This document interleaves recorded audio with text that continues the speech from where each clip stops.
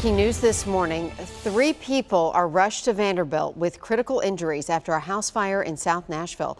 News Channel 5's Blake Rosnowski joined us live from the scene on Southwood Drive this morning. And Blake, we understand a firefighter was also hurt.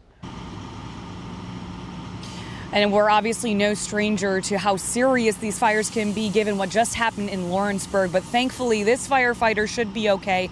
He's only suffering from some minor burn injuries, but you can see we still have a major response out here as they continue to investigate. The fire broke out sometime before 6 this morning, and there were 7 people inside of the home at the time.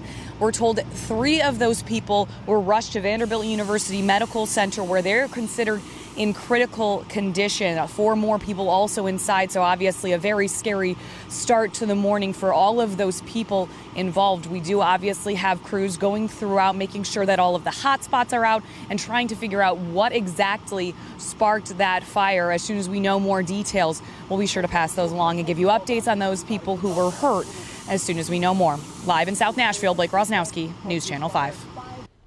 A motorcycle rider was just killed in a hit-and-run crash in Madison. Officers say it happened over on Gallatin Pike near Anderson Lane around 2:30 this morning.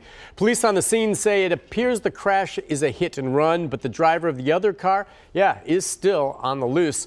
The motorcyclist was taken to Skyline, where he died from his injuries. The intersection did reopen to traffic just about 1 hour ago.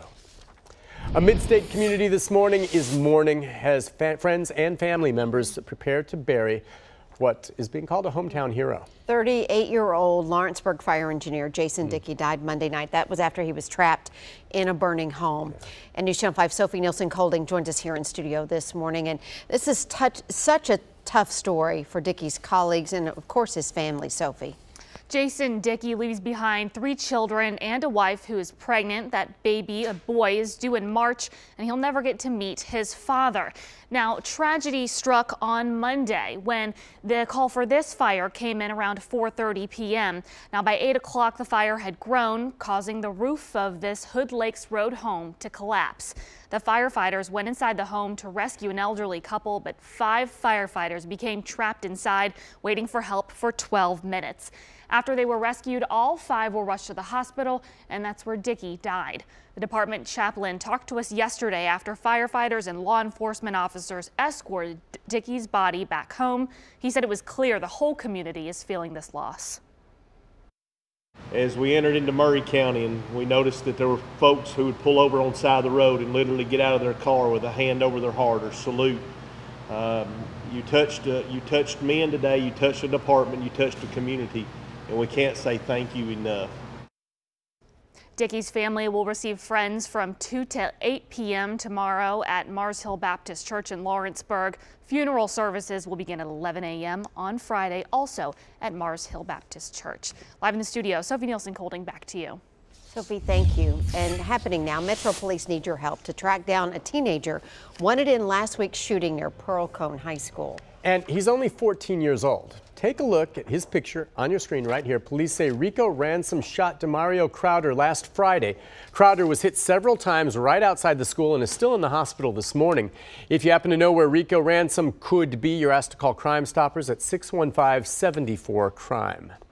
New this morning, a teenager is in jail after making a threat to his school. Our producer talked with Livingston PD's chief last night, and he wants to make sure parents know there is no threat to Livingston Academy High School today. The chief told us a 16-year-old was part of a conversation on whether teachers could bring guns to school when he made a concerning comment. The student is now in Putnam County Juvenile Detention until a hearing later this week. There will, however, still be extra officers just in case patrolling near the school later today. We're still working to find out whether a Marshall County teenager will be charged as an adult in last month's deadly school shooting.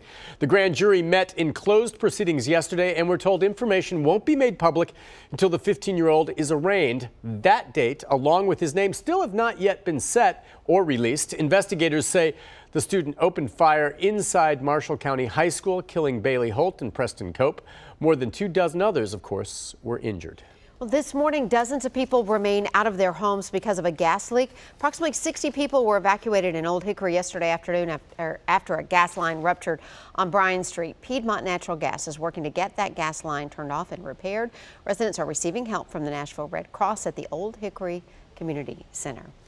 Now, a fourth group will be looking into the City Hall scandal. Yeah, they're lining up, aren't they? A committee that oversees the Metro auditor said it wants to help in the investigation that Metro Council members will start tomorrow. They'll be looking into whether or not Mayor Megan Barry or her former police bodyguard Rob Forrest misused your tax dollars during their admitted affair. During their fling, the two traveled together extensively, which may have led to dramatic increases in Forrest's overtime pay. The Metro Audit Committee, which oversees the auditor, said that this should help divvy up the investigative work that the council has ahead of it, letting the auditor take over some of those specific tasks. So like when it comes to overtime, the auditor will be able to look at the policy, look at the paperwork that got filled out, look at what money got spent, and find out whether policies were followed.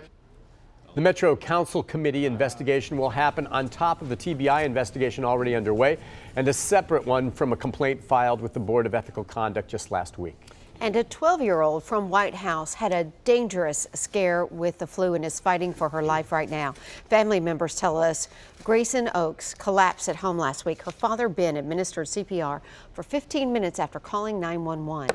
And now doctors are working around the clock to get her well. In a statement, Grayson's uncle Nathan writes in part, "This is the hardest situation that I've ever witnessed or been a part of. It is heartbreaking. I believe in God and his ability to perform miracles, so we are still holding out hope and encouraging everyone out there to say a prayer for Grayson." Grayson's family is also stressing the importance of getting your flu shot and keeping your hands clean this flu season. A GoFundMe account to help with medical bills has been set up, and that link is on our website.